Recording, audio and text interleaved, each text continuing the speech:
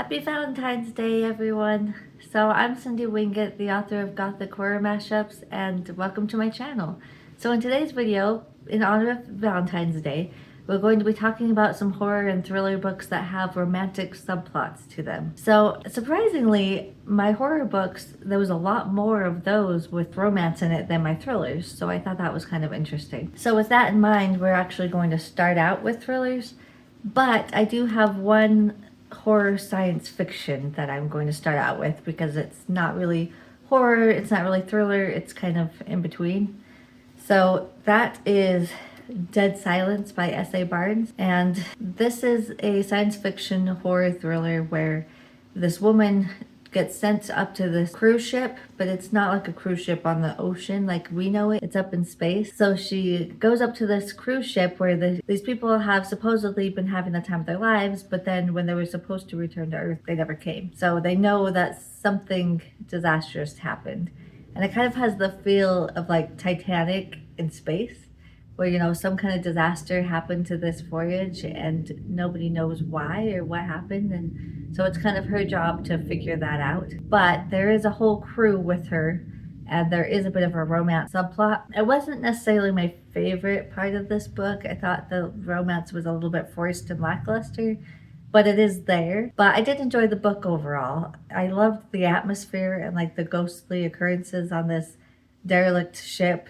I thought it was very creepy and eerie. So that's the only science fiction on this list. Okay, so now to get into our thriller murder mystery type books, we're going to start out with The Housemaid by Frida McFadden. And the first book doesn't necessarily have a whole lot of romance in it. Well, yes and no. But the trilogy as a whole does have some romance in it. So if you like a dash of romance in your thrillers, then this might be a good one to pick up. I'm not really going to speak too much about what this is about because this book is very, very, very popular. So I'm sure you've seen it around. I'm sure you already know what this is about. But basically you have this woman who gets hired to be a housemaid for this rich couple, and things aren't... Ugh. Had like a power outage for a second. Anyway, so she gets hired to be this housemaid to this rich couple, and things go down that maybe she gets embroiled in that she wasn't expecting to. And then we have Stillhouse Lake by Rachel Kane. And this is about a woman who is unfortunately married to a serial killer, and she discovers it after they've been together for like years and years, had kids together, and she discovers one day that her husband has been killing women on the side in the garage. So she had no idea, but people on the outside are very cruel to her because they don't believe that she had no idea that her husband was a serial killer. And so everybody on like social media and everything are like, how dare you? You must have been his accomplice, you know? There's no way he did all this and you didn't even know about it. There's no way. And so she gets death threats and she gets people trying to harass her children. And so she kind of goes on the run to get away from all of the bad publicity, basically. And so she gets involved with a detective who is trying to sort out what really happened with her husband, because there's been some other murders happening and it's eerily similar to what her husband has been doing. So he's kind of making sure it's not her. So anyways, this is a very, very good series. I've never actually read the entire series. I've only read the first 2 books, but I feel like it's a complete story on its own to read the first 2, because then it kind of branches off in other directions. So if you only read the first 2 like I did, you'll still get everything out of it that you want. And then going more towards like murder mystery, we have Finley Donovan is Killing It. And this one's more cozy in nature. So you have this woman, Finley Donovan, who is a writer, and she writes thrillers, and she's talking to her agent at a restaurant one day, and she's talking about plots, but somebody in the next table overhears this conversation and gets the mistaken idea that she's a hit woman. And so she hires her to kill her husband. And she's desperately in need of money. She's a single mother, and she gets embroiled in this whole deal, and it's just kind of funny but also really fun, and there is some romance in here, so between her and the detective. And then we have the Maid by Nita Prose, and the first one doesn't necessarily have a whole lot of romance in it, but the series as a whole, there is a bit of romance. So this is about Molly the maid, and she's on the spectrum, and she works at this hotel, and she doesn't interact with people very well. She doesn't understand things very well. There's a murder that happens at this hotel, and she gets embroiled in it because she just doesn't quite understand everything that's happening. And she lives with her grandmother, and her grandmother tries to teach her about social interactions and different things, but she finds it difficult, obviously. So anyways, it's very cozy, very cute. So if you're more into like cozy mysteries, then this would be a good one to pick up. And it does have a bit of romance. Okay, now turning our attention over to horror, we're going to start with paranormal stuff. So starting out with witches, we have Practical Magic, and this is a bit of a cheat because I actually have not read this book yet, so I'm just basing this off of the movie. So if you've seen the movie with Sandra Bullock, there is some romance in the movie, so I'm assuming there's romance in the book. I don't know. But basically you have this family of witches, and the two girls, they don't have parents anymore, and they're sent to live with their aunts, or their great aunts I should say, and they teach them magic because they're witches. Their mother cursed their family line because she was in love with the man who betrayed her. She got pregnant and he left, and so out of her rage and anger, she cursed her family to never find true love, and it's messing up her daughters' lives, who of course want to have love and romance in their lives. I hope I enjoy this book as much as I enjoy the movie, because the movie is fantastic. It's one of my favorite movies. I watch it around Halloween all the time. Love it, love it, love it. Love Nicole Kidman, love Sandra Bullock. I hear it's a little bit different, like it doesn't follow it super closely, so maybe this one doesn't have the same romance in it. I don't know.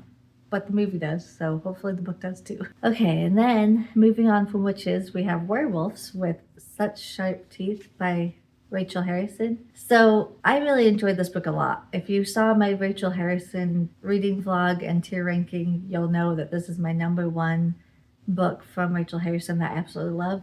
And there happens to be a romance in this book, and I thought it was really cute and really sweet, and I really loved it. So I thought it was a good bonus to the story, even though this is more about the relationship between her and her sister, and about not having control of your body because she's turning into a werewolf and other things. But there was a romantic subplot, and I really enjoyed it. Now we have a few vampire novels. Vampire novels are kind of known to have romantic subplots because for some reason vampires are very sexualized, and there's a sensuality to them. But I know most people are going to think I'm going to talk about Twilight, but I'm not. I actually didn't include any YA books on my list because YA is already kind of known for having romantic subplots. Like pretty much every YA book has romance in it. I didn't include any YA books on my list. So we're going to start out with Silver and Blood. So this is set during Victorian times, and you have these two friends who I believe are actually cousins, and they end up going to Romania, and different things go down. But there is a bit of romance in this. I wouldn't say it's a huge part of the book, but at the same time, it is mentioned quite a few times. So yeah. So if you like vampires with a bit of romance, this might be for you.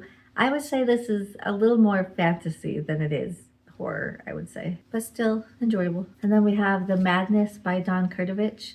This is a modern retelling of Dracula, and they make it out to be more like a serial killer book, which I thought was really intriguing and fun. And there is a romantic subplot, though, between our main character and I can't even remember. I wanted to say he was detective, but I don't even know if that's true. I don't remember if he was the detective or not. Anyways, he's supposed to be she's Mina and he's, Jonathan Harker. So there is a little bit of romance in this book, and I thought it was really sweet and well done without overpowering the rest of the plot. And then we have The Historian by Elizabeth, I have no idea how to say this last name, Kostova, I think. But anyways, this is a very big, long, chunky book. If you are into historical fiction, I think you would really vibe with this. This is also about Dracula, and it's phenomenally done, but it is a slow burn, so you really got to stick with it. There's a lot of description, a lot of traveling, a lot of places. But if that's the type of book that you like, then you will love this book. It's actually very, very good. And The chapters when it actually describes Dracula are my favorite. I've actually bent the pages where these chapters are so I can reread them over and over again because I just loved it. So there's like 3 different places where I just want to read just those sections again. But anyways, this does have some romance in it, but it's not romance centric by any means.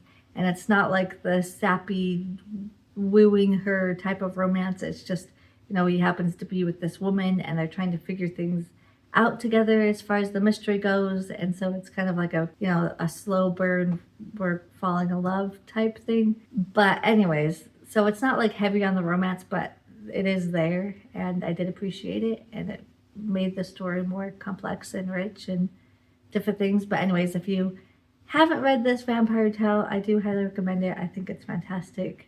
Like I said, it is very long and has a lot of history in it, so if that's your vibe. This also has like a dark academia vibe to it because our main character, he works at a college and it's actually his mentor that goes missing, and he's trying to figure out what happened to his mentor.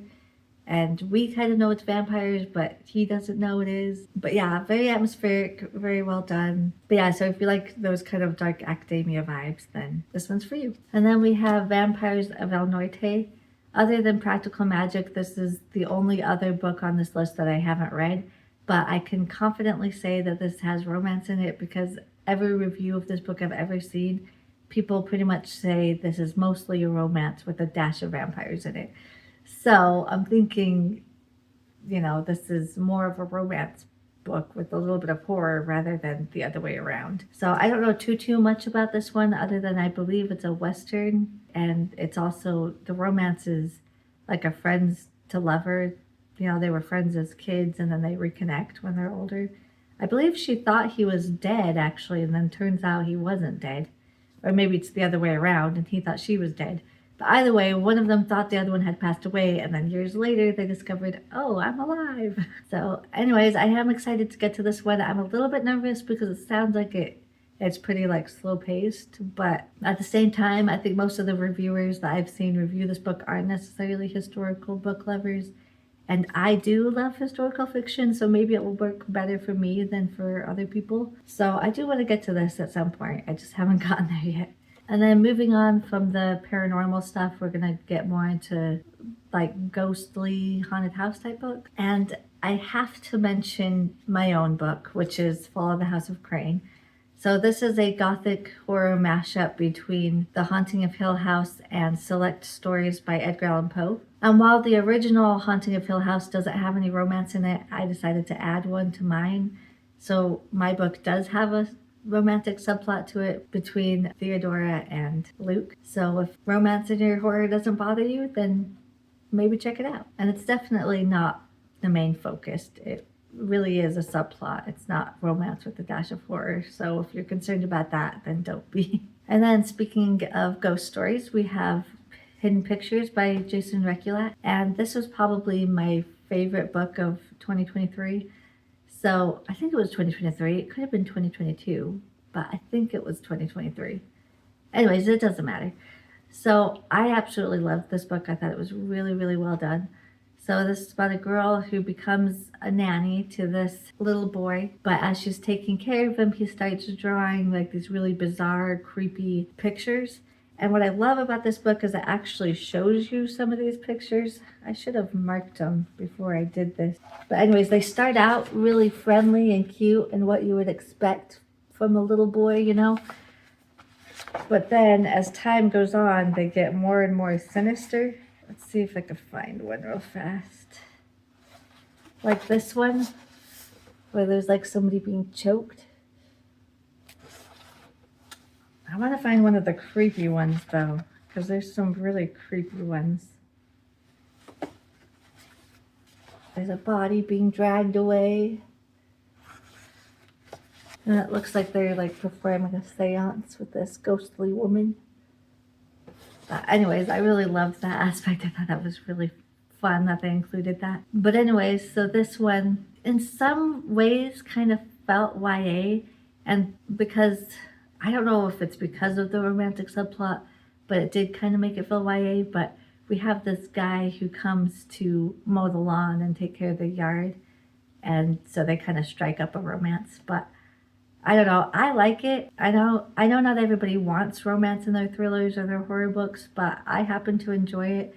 And so I liked that aspect of this book. So if that doesn't bother you, then, or even if it does bother you, I think you should pick up this book anyways because it's fantastic. Okay, so Darcy Coates, who writes a lot of haunted house books and ghostly tales, she doesn't necessarily have any romantic subplots in most of her standalone books, but when it comes to her series, she likes to include some romance.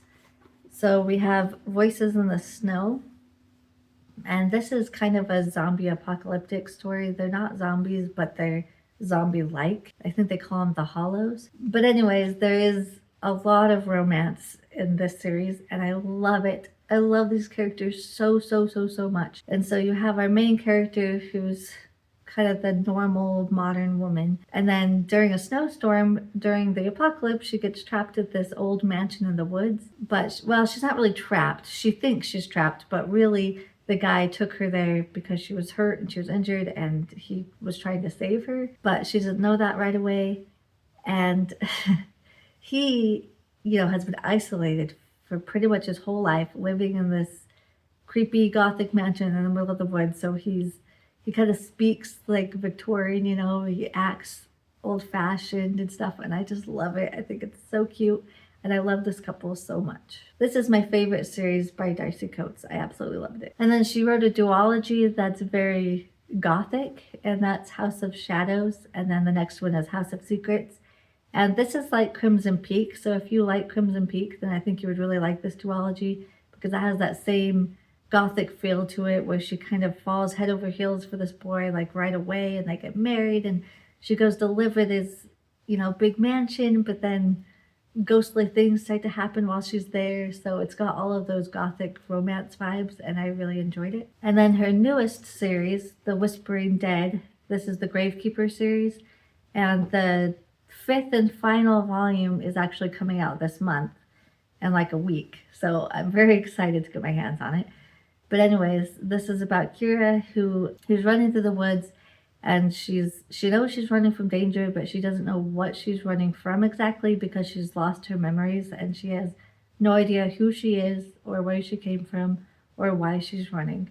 But she knows she's somehow in danger, and she stumbles upon this graveyard in this small little cute town, and the pastor or reverend or whatever he is that lives at the graveyard, he takes pity on her and says that she can stay there in his little cottage if she'll agree to take care of the cemetery, take care of the grounds, take care of the gravestones, all that stuff. Then she can stay in his cottage. Well, come to find out that she actually can see ghosts.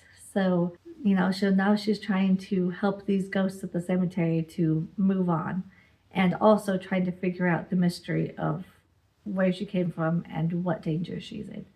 But this is the cutest little small town, and she makes friends with these 2 or 3 characters in this town, and one of them ends up being a little bit more than a friend. It's a very slow burn romance. It's very not heavy on the romance, but there's just like a little hint, just a tiny little hint of romance in it. But I enjoyed it. And then very similar to Darcy Coates' The Whispering Dead, we have The Restorer by Amanda Stevens. And this is very similar because we have this woman who restores gravestones. That's her job. And so she takes all the lichen and the moss off, makes it so you can see the name better, takes care of the grounds, that kind of stuff. That's her job. But she also happens to be able to see ghosts. And so she gets embroiled in helping a detective who is at the graveyard who's trying to solve this murder, and she notices that this man is actually being haunted by spirits. And so she takes it upon herself to try and help him, and ends up catching feelings for him. So this is one of those books where all the elements are there to make me absolutely adore and love this book. I love the premise so much, but the actual execution didn't quite work for me, and I'm not really sure why, because like I said, it had everything in it that I love normally, but for whatever reason it just didn't really work for me.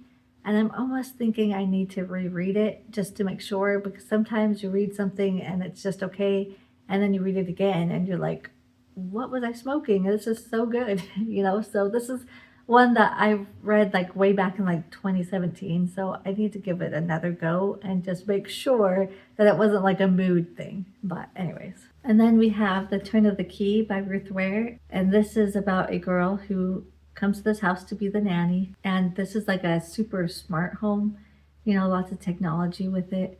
But it's supposed to parallel The Turning of the Screw by Henry James. So I really enjoyed this one a lot. I thought it was really good, and there is a little bit of romance in this book. And then the next two is pretty much all of their books, but I'm just using one book to showcase the author. So the first one we have is Wendy Webb, and pretty much all of her books have romance in them. And this is my favorite from hers, which is The End of Temperance Dare, about this woman who goes to this tuberculosis retreat as like a journalist, and she's trying to write a story about these tuberculosis patients.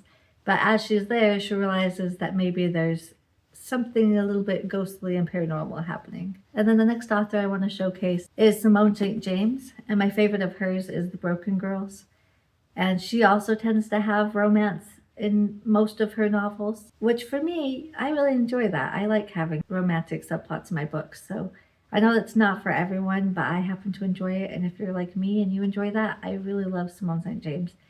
Out of the two, Wendy Webb and Simone St. James, I like Simone St. James more. So take that for what you will. But yeah, there's always a little bit of romance in her books, and I enjoy that. And then, of course, you can't talk about horror and romance and not talk about Gothic romance, because there's a whole genre dedicated to romance, and that's a little bit, you know, creepier or whatever. We have The Hacienda by Isabel Cañas. So this is like any other Gothic romance novel where, you know, it's very Jane Eyre-esque, where you, or even Rebecca, where you fall in love with this guy and you travel to his mysterious mansion on the moors or whatever.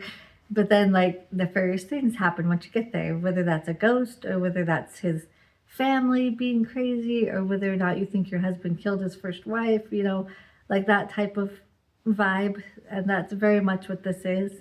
But the romance that I speak of is not between her and her husband. It's actually between her and this pastor or reverend. I don't know what his title is, but some type of religious leader. But you know, she starts having ghostly things happen, and so he's there to help her with that, because he also happens to be a witch, which is very interesting. You don't see very many books with male witches in it. So this is not a favorite of mine. It was a little bit too slow burn for me, but I definitely appreciated the vibes and the atmosphere and the descriptions in this book. So if you are really into Gothic novels, then this one might work for you. If you're a fan of Jane Eyre and Rebecca, you know, it's definitely got those feels to it. And then speaking of those same vibes and atmosphere, we have The Death of Jane Lawrence by Caitlin Starling. And this one, I'm very mixed when it comes to my feelings for this book, because the first 2/3, I absolutely loved this book. I thought it was so good. I was vibing with it so much. And this also has some witchy elements to it, just like The Hacienda. But unfortunately, the witchy elements in this book really did not work for me. So the last third of this book was so weird, so confusing, and I just didn't like it. And there was one twist that happened, which I just really did not like. So unfortunately, I started out loving this one, and then it kind of petered out for me. But up until then, I was having a really good time, and so I really enjoyed the Gothic atmosphere in this book. So take that for what you will, I guess. And then we're going to talk about some modern Gothic books, and I bet you can guess what the first one's going to be. It's called Mexican Gothic by Sylvia Moreno Garcia, and this is about Noemi, who goes to this mansion to be with her cousin who just barely married this man, but she starts writing these letters to Noemi saying that she's scared and that she really wants her to come visit. And so she goes there to help with her cousin, and as she gets there, she can tell that definitely something weird is going on.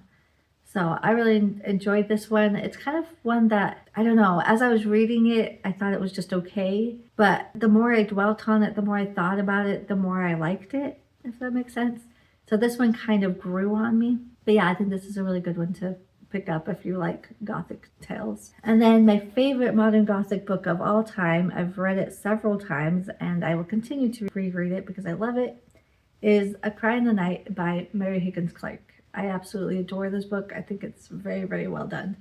So again, as most Gothic stories go, our main character is a single mother to these two little kids, and she ends up falling heads over heels for this man who's rich and handsome and all this stuff. And so she gets whisked away to his farm, where she soon starts to realize that maybe the man she married is not the man that he pretended to be while they were dating, and that maybe she was being hasty in marrying him. And now she's like isolated away from everybody on this farm.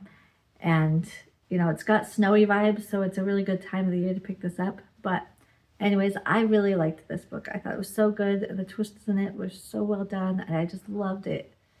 So it doesn't get enough love because it's an old book, and old books tend to just get forgotten. But yeah, I highly, highly, highly recommend this one. And then this one's not really horror. It's more historical fiction, but it has macabre elements to it. So that's The Girl in His Shadows. If you watch my wrap-ups, you would have seen me already talk about this book. But this is about a girl who wants to be a surgeon, but this is Victorian England where you're not allowed as a woman to be a surgeon. And so she kind of has to stick to the shadows, hence the title. But I thought this was very well done. And this is an enemies to lovers romance, which happens to be my favorite subgenre of romance. And like I said, it's not like the main focus of the book or anything, but it is there and I did enjoy it. And then speaking of Victorian and macabre, we have a couple of books about Jack the Ripper. So the first one's actually called Stalking Jack the Ripper, and this is by Carrie Maniscalco. I hope I'm saying that last name right. And I really adore this book. I thought it was so, so good. So this is about our main character who is an apprentice to her uncle who is teaching her how to do like autopsies and stuff on murder victims, and she gets involved in the Jack the Ripper murders and is helping to solve the case. So I really love books set in Victorian times. It's one of my favorites, and I love, all the body horror that comes with surgeons and autopsies and dead bodies and all of that stuff. I love it. So if you're like me, then I highly recommend this one. I love it, love it, love it. It's actually a 4-book series, so I think the first one's probably my favorite, but I enjoyed every single one of them. And the amount of detail that this author puts into her books is just phenomenal. And then staying on the Jack the Ripper thing, we have A Taste for Monsters by Matthew Kirby. And this is about a woman who ends up having phosphor jaw. Basically, you work at a matchmaking factory, and the chemicals and stuff kind of eat away at your jaw, and so they call it phosphor jaw. And, so she's kind of like disfigured. And so she wears, a veil all the time, or like puts scarves around her so people can't see it. But she really wants to be a nurse and help people, but obviously because of the way she looks, it's hard. And so they actually hire her to take care of the Elephant Man, which is a real life person. I can't remember his real name at the minute. Ugh. Anyways, his real name escapes me, but people call him the Elephant Man because he has some kind of disorder that makes his head like giant and disfigured, but he's the sweetest man, and she is hired to take care of him, and she becomes friends with him, and then she becomes friends with this other man, which is where the romance part comes into play. But I highly recommend this book. I really enjoyed it. I thought it was really good. And I know you're saying, but this is supposed to be about Jack the Ripper, so why is it about the Elephant Man? Well, she actually starts seeing the ghosts of Jack the Ripper's victims, and so she wants to figure out what is happening to these women that she keeps seeing visions of. So anyways, very good. Highly recommend this one. And then the last book I have to talk about is The London Seance Society, and this is actually the only one on my list that is a sapphic romance. This is about a main character who's trying to figure out what happened to her missing sister, and she gets involved in the London Seance Society, and like the head of the society happens to be a woman, and so she, starts to have feelings for her. So this one is not my favorite. I love seances, I love spiritualism, I love Victorian times. Like, this had everything in it that I love, and this cover, I mean, it's amazing, gorgeous cover, love it. But unfortunately, the story itself, I don't know, I just couldn't really connect to it. I just thought it was okay. Like, I didn't hate it, but I didn't love it either, so that was a bummer. But yeah, it does have a dash of romance in it. So anyways, I hope you have an enjoyable Valentine's Day with your significant other, and I hope you enjoyed this list. Hopefully you found some books that you hadn't already heard of that maybe you can add to your TBR. I post videos every Friday, and I hope to see you in the next one. See ya!